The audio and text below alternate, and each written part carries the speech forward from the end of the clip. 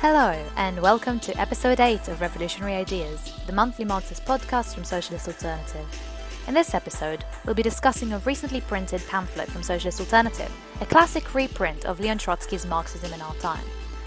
This work, itself written as an introduction to an abridged version of Marx's Capital, carries some essential lessons for us as we fight and struggle against capitalist oppression today. To explain why, I'll pass over to our host Tom. But first, if you want to get your own copy of this pamphlet, which you definitely should, you will see details on how to order it in the caption or in the description. Please get in touch to buy your own, it's only £3. Now, over to you, Tom. Today we're going to be discussing Leon Trotsky's classic work, Marxism in Our Time, which Socialist Alternative has recently republished. We think the pamphlet has a lot of very important lessons that are carried over for us today. It's certainly a piece of work that's useful for us and for anybody who wants to carry the ideas of Marxism into the 21st century. These are ideas that Socialist Alternative thinks still have a lot of relevance for us today. Here with us today we have two panellists. We have Becci Heagney, who's from the Political Committee of Socialist Alternative, as well as our regular panellist, Connor.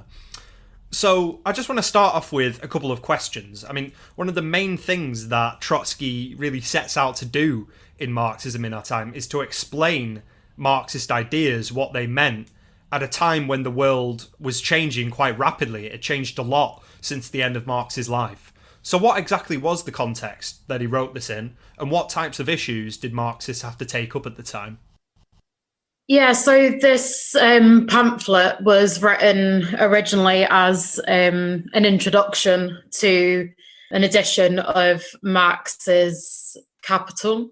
And so it focuses a lot on kind of some of the economic questions and points that Marx makes in Capital, but is also kind of dealing with a question at the time which gets asked a lot today, is what you said about whether Marx and his ideas are still relevant.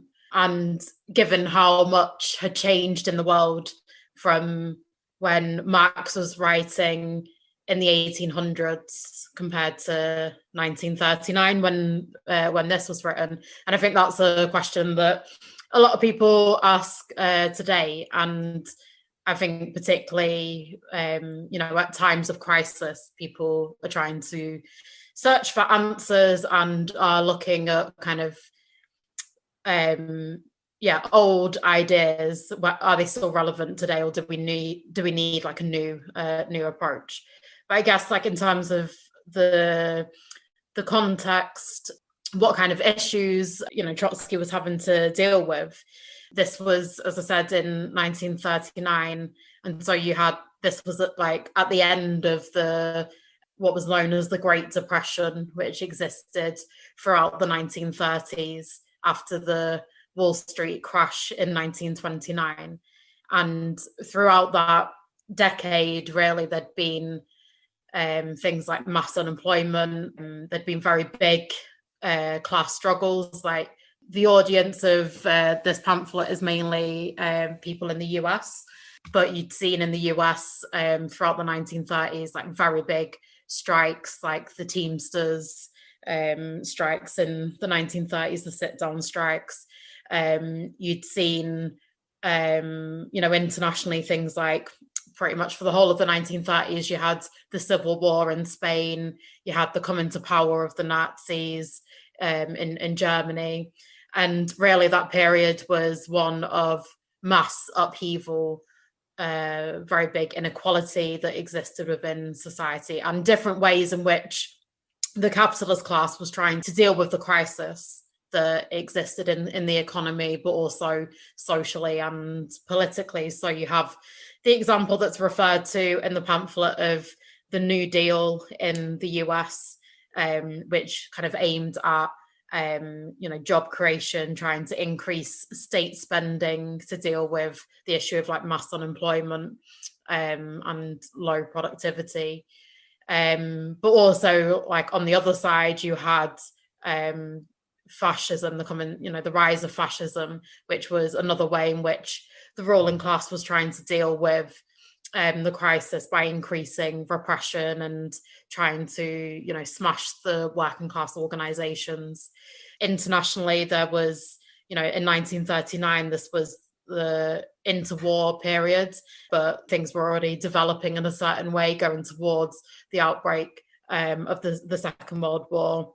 And you had the existence of the Soviet Union, how that had kind of degenerated, but that was a big threat to capitalism. But also you had the social democratic parties were in crisis as well. None of them were really given a lead to the working class in terms of like the types of movements that were necessary to deal with this crisis. So a lot basically was going on in this period, and Trotsky, I guess, is trying to deal with a number of these different issues in this text. I think this point about the kind of two methods the capitalist class was looking at, both kind of New Deal type measures and fascism, on the other hand, kind of concessions and repression. I think that's a really important dynamic, and it kind of rests as well just on how huge the crisis for capitalism was at this time, especially with issues like unemployment, where you had this whole layer of people in society that were kind of declassed. You had a lot of former workers who'd been long-term unemployed by this point, ruined kind of layers of petty bourgeois, and that kind of really defined things like fascism, which relied on a movement of these kinds of layers in society to build a movement to crush the working class. And fascism was obviously something Marx didn't talk about per se back in his time. He didn't write on fascism because fascism wasn't a thing. You had certain kind of authoritarian regimes, kind of Bonapartist regimes, like that of Napoleon Bonaparte himself, actually. But they were in a very different situation, still on the basis of a capitalism that was actually developing still and taking society forward, and without the need to react against these huge movements of the working class that were threatening to overthrow capitalism. Marx didn't himself talk about that exactly. It's only still through looking at things through a kind of Marxist analysis that you'd be able to understand that, the kind of social forces that were at play, the broader kind of context in the situation with the economy and in society. Even 50 or even 150 years later, Marxism in that sense is still incredibly relevant. I think lots of very good points have already been made here. I think like one issue that Trotsky really goes into and really delves into quite deeply, an issue that he had to respond to during his life, was the rise of fascism. Fascism, in terms of how it emerged, fundamentally was really a response to the threat of revolution, particularly workers' revolution, socialist revolution across Europe. Fascism emerged in Italy, but that wasn't just out of some kind of vacuum. It didn't just appear out of thin air. It was in response to the movements of the working class that had emerged in that country at that time. In 1920, 1921, there was a very explosive movement of the working class in the form of the factory occupations, particularly across northern Italy. Organizations and occupations, the formation of councils that in many ways actually resembled the Soviets of the Russian Revolution. And fascism was fundamentally a response of the Italian ruling class, or a section of it, and the landowners to an emboldened working class and peasantry. But one thing that Trotsky wants to get across, and very correctly so, is that the phenomenon of fascism wasn't unique to these countries individually. It had to be seen in the context of the character of the 1930s, a decade of revolutionary upheavals, but also of a leadership of the workers' movement that could not give leadership, that was chronically unable to do that. We're talking here about Stalinism, talking about social democracy, reformism. These were forces within the workers' movement that objectively held things back, that acted in a very conservative way. So it meant that when these movements were pushed back by that misleadership, fascism was emboldened to go on the offensive. And I think, there are certain points of comparison that we can relate to the world around us today. The pandemic has had an effect of, rapidly destabilizing capitalism. It's brought forth all of the kinds of inequalities and kinds of exploitations that exist within capitalist society. Obviously, there was going to be a crisis of this type anyway, but COVID has sped that up significantly.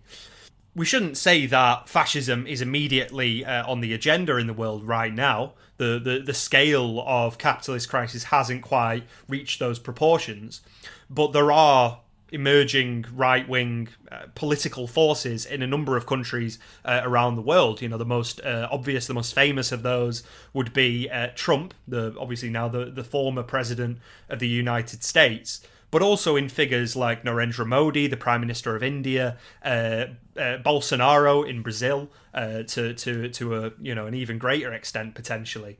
But in the US, obviously the papers and the news was full of the news about the storming of the Capitol building in Washington DC. You've really seen a certain emboldening of the existing far right. Essentially fascist organizations like the Proud Boys, right wing kind of paramilitary organizations who are going to use this as an excuse to recruit and to build potentially based on the kind of lies that they'll spread through US society.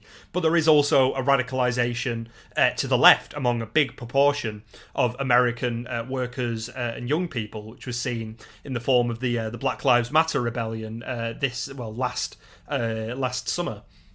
So I guess this relates to a question that maybe Becci can go into a little bit, because I've been going into their comparisons that can be made between today's time and the time that Trotsky was writing in 1939. And I think one thing that is really kind of connected in terms of today and then as well is how the kind of bourgeois or capitalist critics of Marxism presented themselves. Then and today they presented it as a matter of Marxism being an idea that's outdated, an idea that's had its day, that belonged in the 1800s, can't potentially have any relevance today at all. A lot of these kind of figures will want to say. And that's particularly gained more ground since the collapse of Stalinism as well, actually, in the early 1990s. And we would disagree with those ideas. So how would we say that Marxism still has its power today?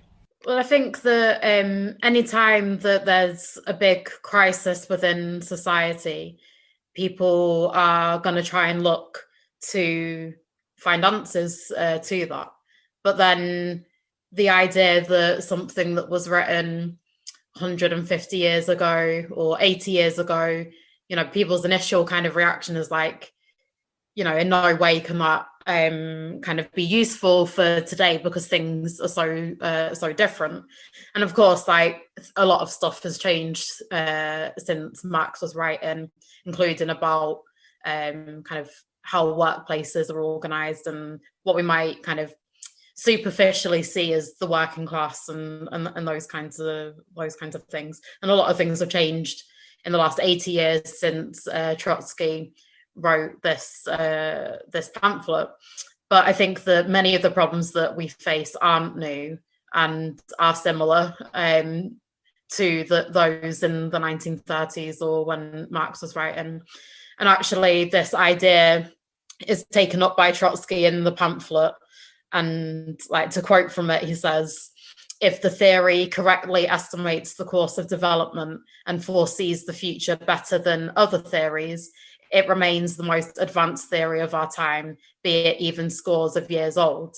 And I think that's really important because what Marx was kind of developing and what Marxists since then have like continued to develop is a method of analysing the world. And so it might be that this or that thing has changed, but the general approach, the way that we understand things, and ultimately the cause of our problems and the solution to our problems, I think are the same. I think that we can take a lot from what Trotsky was saying and what Marx was saying. So one of the things that's taken up as an example by Trotsky is the issue of the New Deal that was carried out by Roosevelt. And some of the discussions really that happened around that are very similar to what are taking place today around like the stimulus packages in response to coronavirus. Things like the furlough scheme in this country, but the need for the government and the state to step in to save jobs, to to kind of stop people just falling off a cliff edge. And we know that they're not doing that for the benefit of us, because they suddenly care about us, but it's about trying to save the economy from massive depression or recession. And some of the kind of the figures that are given in the pamphlet of like the huge amounts of money that are pumped into the economy in the 1930s are very similar, although like today it's much bigger in terms of percentage of GDP and things like that.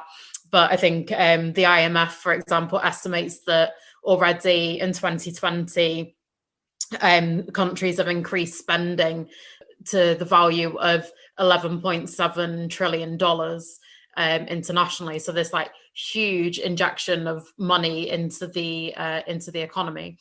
And we can see figures like Alexandra Ocasio-Cortez, who talks about a New Deal or a Green New Deal.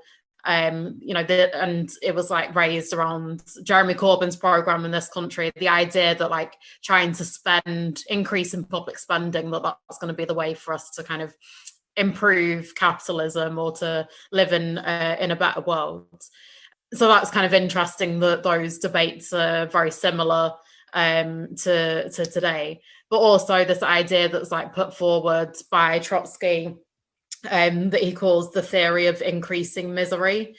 And this is like kind of counterposing the idea that's put forward by kind of by reformists, by liberals, by people that kind of don't want to change the system, that things are generally getting better, that like capitalism will kind of sort things out itself. And if we can change this thing or that thing, then eventually there will be kind of slow, progressive change in a positive direction. And this was like something that was put forward, at the time that Trotsky was writing and before, but also it was something that came up in the period that Tom was referring to, like after the collapse of Stalinism, where you had this idea that, the ideas like Marxism were completely outdated, that capitalism had solved its problems, that they'd ended boom and bust,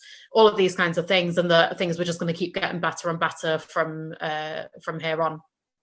And that was kind of questioned, to say the least, at the time of the 2008 economic crisis, where suddenly people were talking about Marx again, and Marx was right. And I think that like the experience of the last 10 years has kind of just reinforced that, and many more people are looking towards Marx and what he said in Marxist ideas. And you can like look at this kind of idea that things are not getting better. We can see that 2020 is not a sign that things are getting better generally, if we just kind of leave things to their own accord, and actually that we need to change the system, that capitalism is actually going to mean that things are getting worse, not better, in this period of crisis. Yeah, I think Becci's raised loads of really important points there, actually.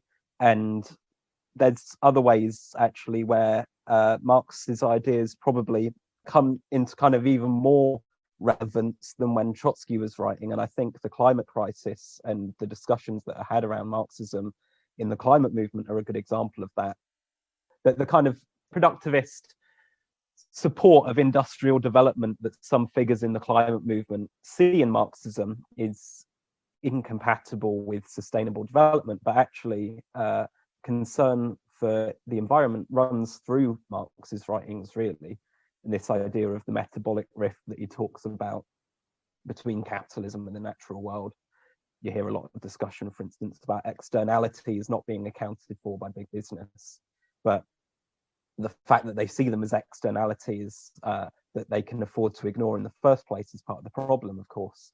And this point that Trotsky makes, that Becci quoted, that if a theory explains things best, if it predicts them the most clearly and that kind of thing, that it's the most advanced theory we have, even if it's old, I think is very relevant here.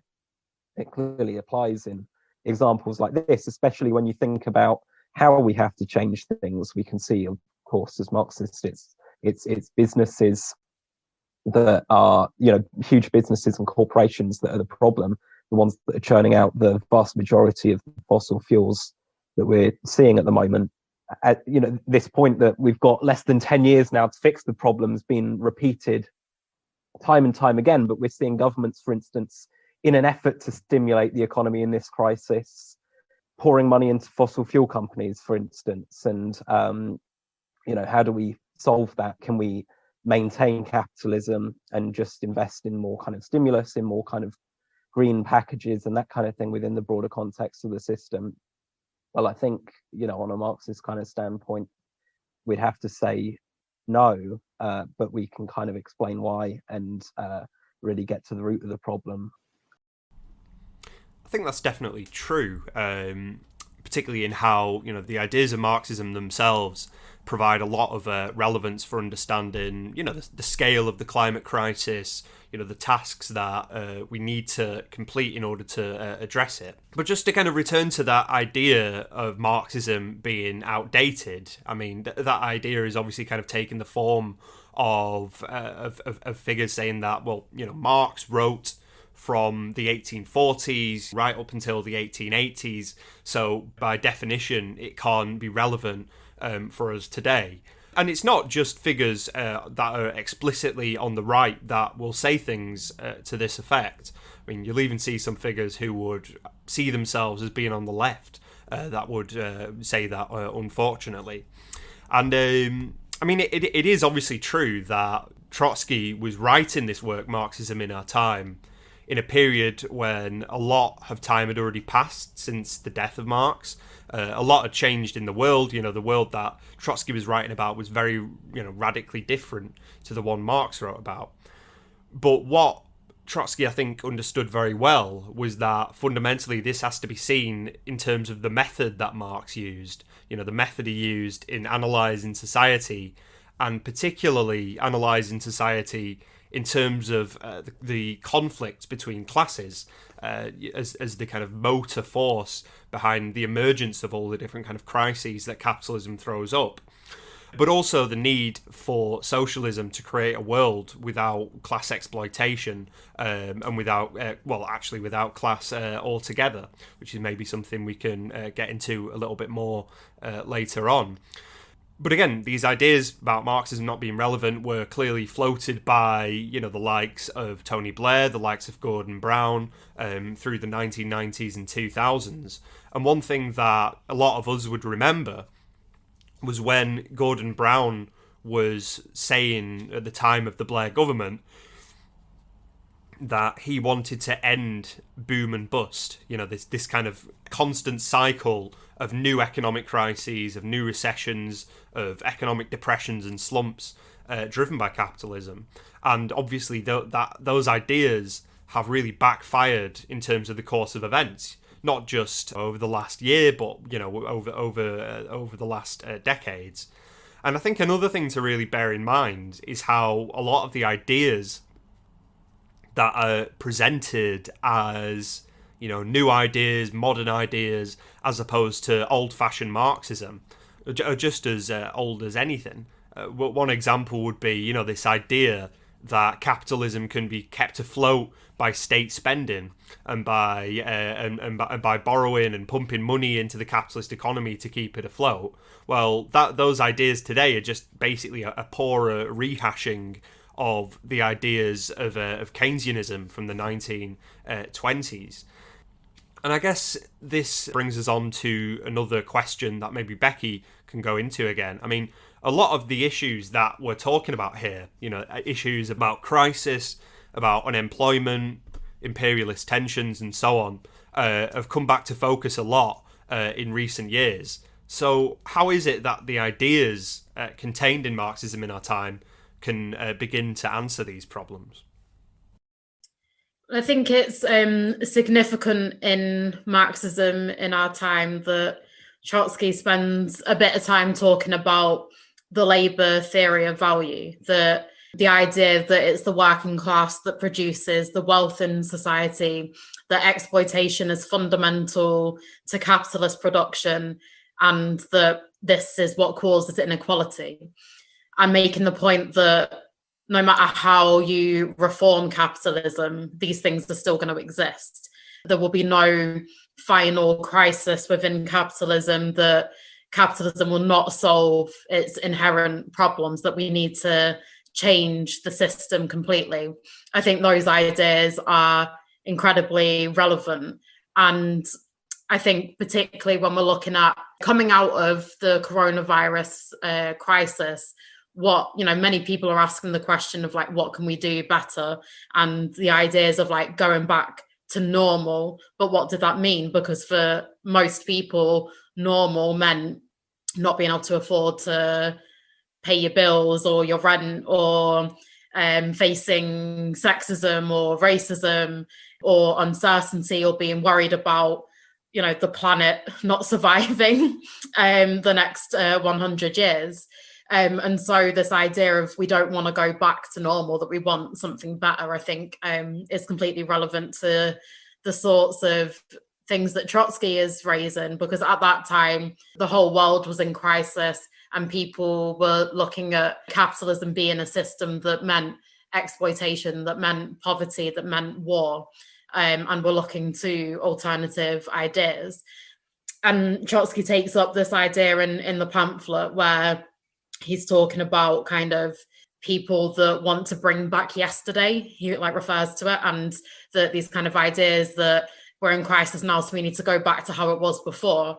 But he's referring to this kind of, it is something that's never going to be achieved, because what they want isn't possible. What they want, this idea of like peace under capitalism, of everybody being kind of equal under capitalism, is never going to exist. And he refers to a leading American scientist that kind of compared this to, security could be achieved only by returning to the happy amoeba, or failing this to the contented swine. And when I read that, it made me laugh, and I thought, well, yeah, this kind of does sum up this kind of attempt to achieve something that isn't possible. I thought also when Trotsky's talking about the New Deal, that how despite how much money went into it, it had very little effect really on the lives of the working class, because the jobs that were created were very poorly paid, they were very insecure, they were temporary jobs, and so on. But it had such a big impact on the national debt of the country. And I think that this kind of has a lot of relevance to today, of how the world is dealing with the impact of coronavirus, and the amount of money that's being spent on furlough schemes and so on, which really it's not enough for people to survive on, but it's having a big impact on the country. And who's going to pay for this in the future? The working class is going to be asked to pay for this, and this will just continue and continue in coming decades unless we change the system. And also that Trotsky is referring to the US at the time had 6% of the world's population, but held 40% of the world's wealth. And we can look at, how that's got even worse since then. That in 2017, it came out that 8 men own the same wealth as 3.6 billion people internationally. And just the way the conclusion that Trotsky draws from all of this, which was the same conclusion that we have drawn as socialist alternative, is that capitalism is crisis, and that we need a different way of running society. We need a socialist way of running society. So he finishes by talking about the need for a planned, bold economy. And I think that the current crisis that we're in kind of highlights more than ever the need for planning, and the need for kind of an international answer to capitalism. But what he kind of concludes from this, and what Marx concluded, is that this isn't going to happen automatically. You know, we're not going to get system change automatically or by just hoping it to be so, that we need to organize, that we need to have a revolutionary party like Socialist Alternative, that we need to fight and struggle, but have a program for change and a strategy for change. And I think that that is an idea that's kind of being discussed and debated at the minute. We're seeing many movements globally where the idea of organization and political program isn't featuring. And that's, I think, something that, you know, socialists will be raising through these protest movements over the next year or years, and, you know, trying to organize for that change. Thank you for tuning in to this episode of Revolutionary Ideas. Once again, make sure you get your hands on a copy before we sell out. Just click on the form in the description or in the caption and we'll be in touch. If you like what you hear and you want to join the struggle for socialism, please get in touch with us and join today. Our website is socialistalternative.net. On Facebook, it is Socialist Alternative, ISA, England, Wales and Scotland. On Instagram, we are socialistalternative.ews. On Twitter, socialistaltews. And last but not least, on TikTok, we are socialist_vids. Thanks, and see you next time.